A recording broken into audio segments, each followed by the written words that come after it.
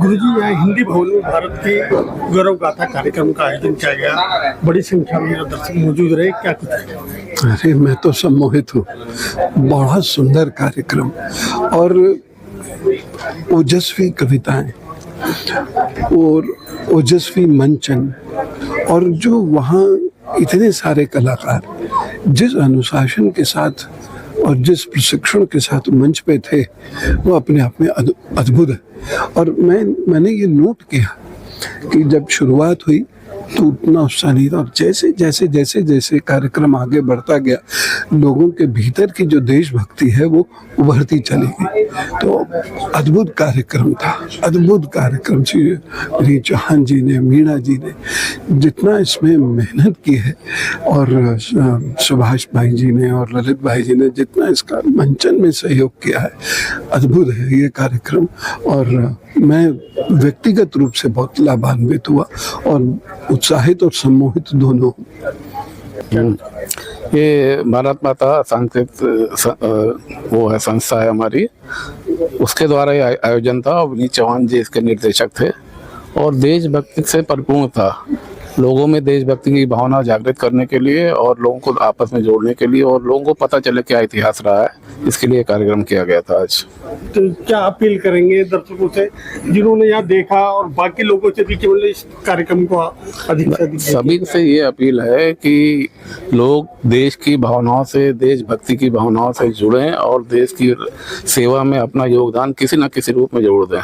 कि जिस तरह का माहौल इस समय चल रहा है, ये नाटक पूरी तरीके से उस नब्ज को पकड़ता है और वो इस समय राष्ट्र की, देश की जरूरत भी है। मैं एक दो पॉइंट बताना चाहता हूँ आपको। ठीक है, राष्ट्रभक्ति है, देशभक्ति है, वो तो है ही। ये मैंने ऐसा पहला शो देखा है जो भारत की गौरव गाथा को बता रहा है, जिसमें महात्मा गांधी की भूमिका लगभग नगण्य करके दिखाई गई है। उनको एक तरह से एक्स्ट्रा में रखा गया है। उन्होंने आज़ादी के लिए क्या कुछ किया वो सब हमको जो पढ़ाया जाता है, ये कहीं ना कहीं उस पर एक पर्दा डालता है नाटक। और वीर सावरकर की भूमिका जो कि आप तक दबाई जाती रही है, उसको उभारता है। और मेरे विचार से ये ऐसा होना चाहिए था, इसलिए ऐसा ये हुआ है। और बड़ा संतुलन भी रखा गया, ये कहीं एक तरफा नहीं रहा।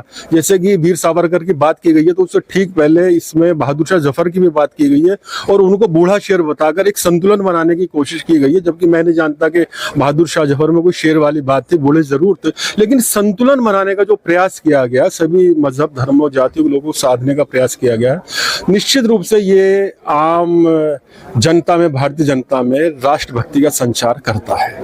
एक सफल प्रयोग है। एक चीज भी जानना चाहूंगा, आप देख रहे हैं लगातार गाजियाबाद में कवि ललित जी का बड़ा योगदान रहता है। हाँ, उनके लिए क्या कहेंगे? ललित जी लगातार प्रयास करते रहते हैं कवि सम्मेलनों के लिए, इस तरह के कार्यक्रमों के लिए आगे बढ़ चढ़ के भाग लेते हैं ललित जी।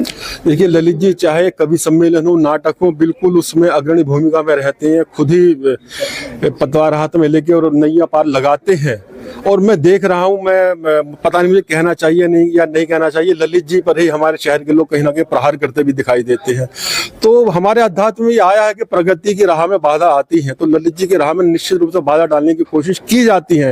लेकिन हम सब शहर के लोग ललित जी के साथ हैं और ललित जी की मेहनत हम सब देखते हैं। निश्चित रूप से जो सफलता ललित जी को मिल रही है, आने वाले समय में और ज्यादा सफलता उनके हिस्से में आएगी। ताजा तरीन खबरों के लिए हमें सब्सक्राइब करें और हमारे बेल आइकन को प्रेस करना ना भूलें।